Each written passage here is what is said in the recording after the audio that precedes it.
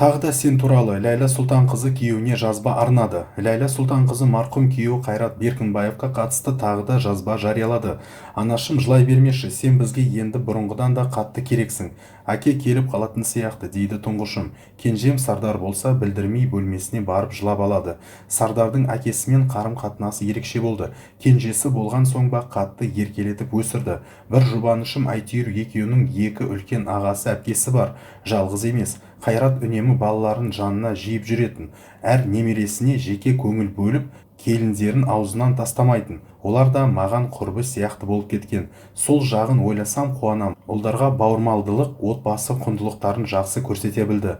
Жазда ғана қызын ұзатып үлкен той жасаған еді. Ол қыздары немерелерімен шүйіркелесіп отырған суреттерін өзім түсіріп едім. Әлі де бәрінің жай ғана елес болып қалғанына сене алмаймын. Бірақ ұрпағы үшін бәріне төтеп беруге уәде бердім, деп жазды ол инстаграмдағы парақшасында.